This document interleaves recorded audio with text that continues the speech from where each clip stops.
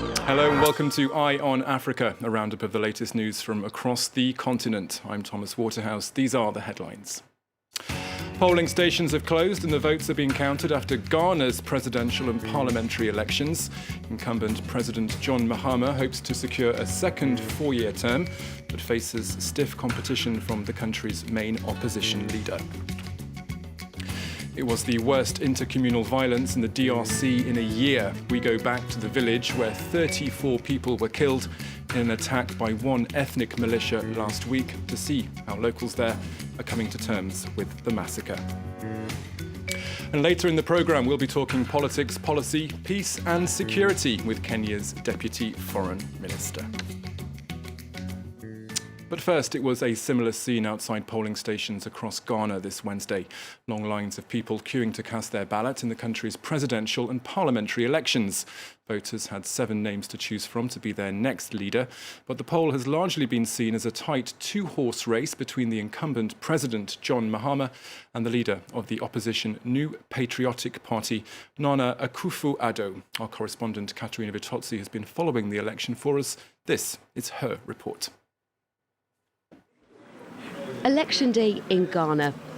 From dawn until dusk, voters queued, identified themselves, and cast their vote.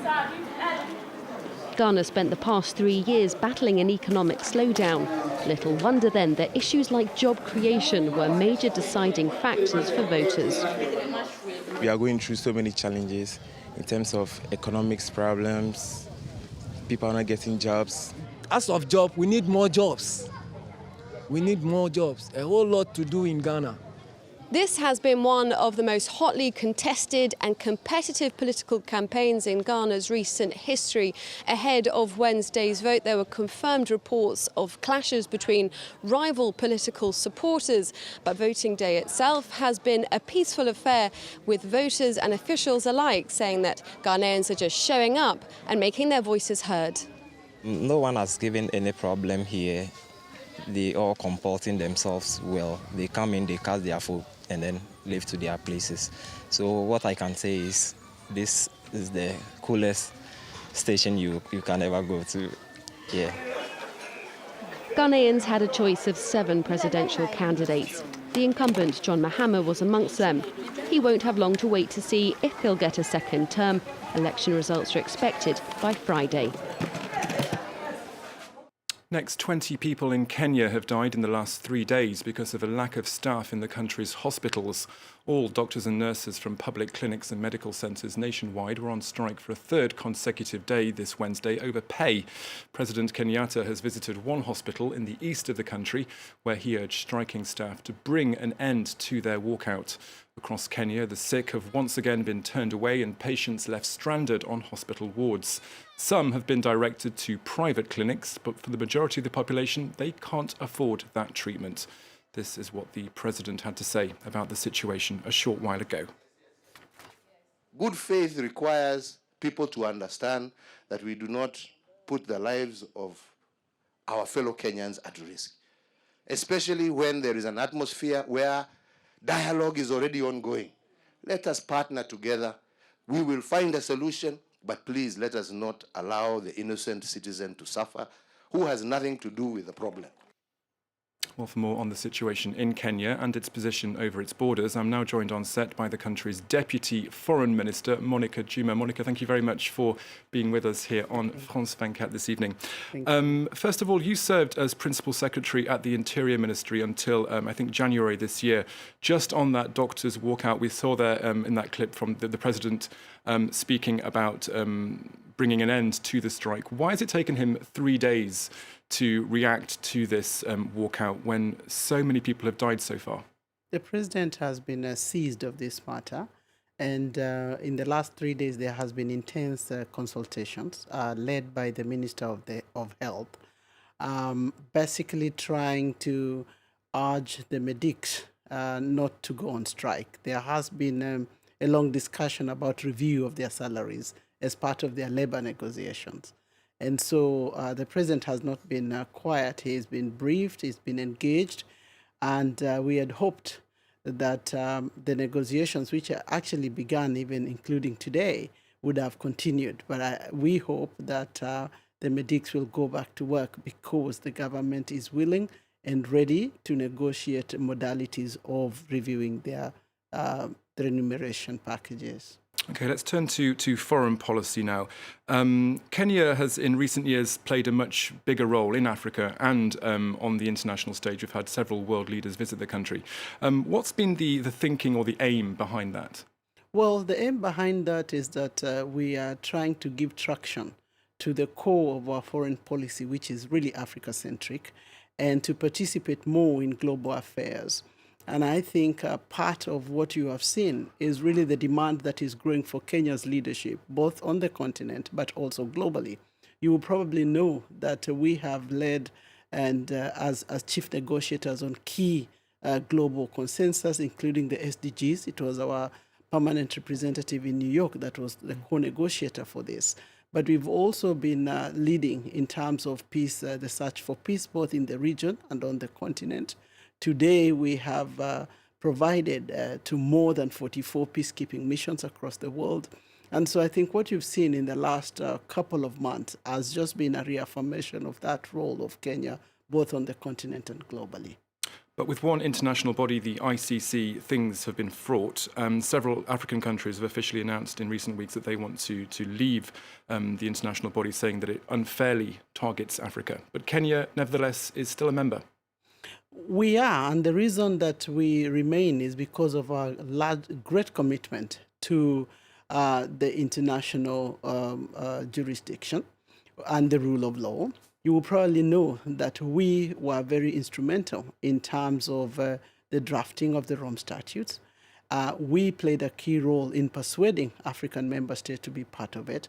But it is also true that we share in the frustration that has been felt across the continent, have been a country of concern. I think we've lived through this for 7.5 years, and we can tell you that we do not feel today that the ICC is living up to the spirit and letter of the Rome Statute. Okay, closer to home, I also want to ask you about the Dadaab refugee camp. You've extended the deadline for clearing that site because of elections in Somalia. Those elections have been postponed once again.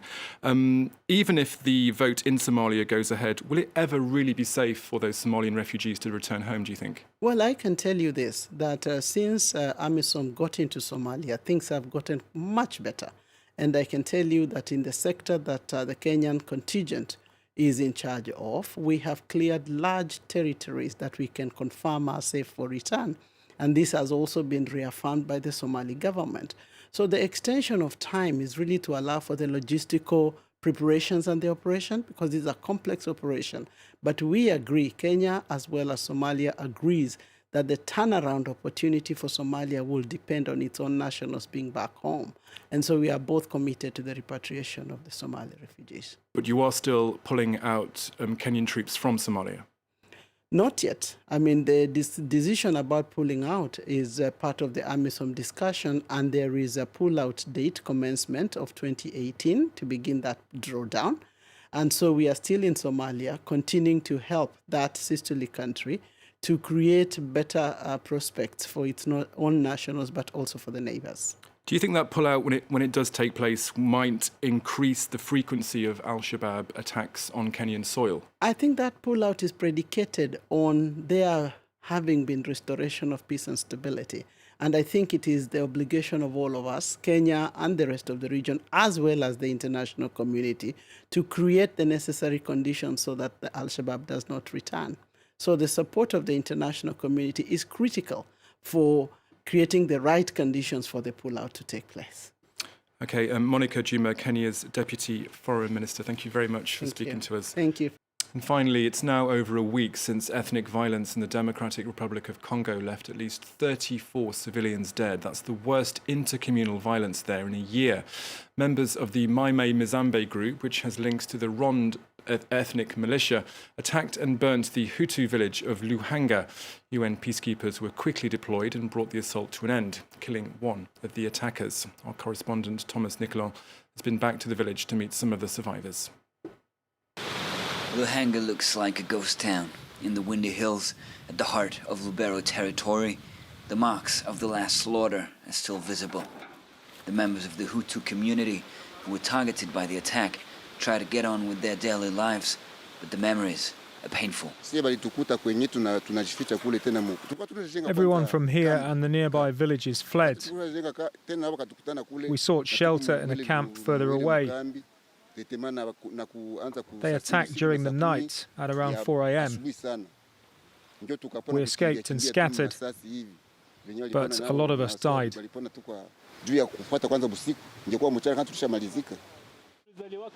Almost everyone here has lost a family member, and even though the villagers gathered to talk about other things, the fear of another attack is always present.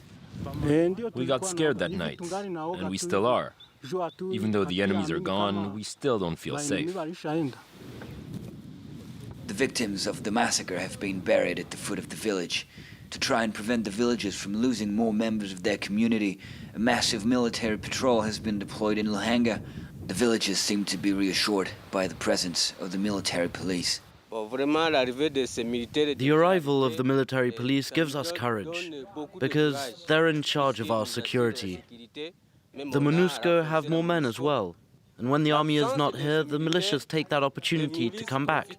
But right now, we can sleep peacefully. Leaders of the Nande community deny any ties with the Mai Mai Mazembe armed group, which is still thought to have conducted the attack. According to the army's spokesman, 21 Mai Mai rebels have been arrested and are about to be taken to court. OK, that's it for Eye on Africa, but do stay with us here on France 24. There's more world news and headlines coming up. Do stay with us.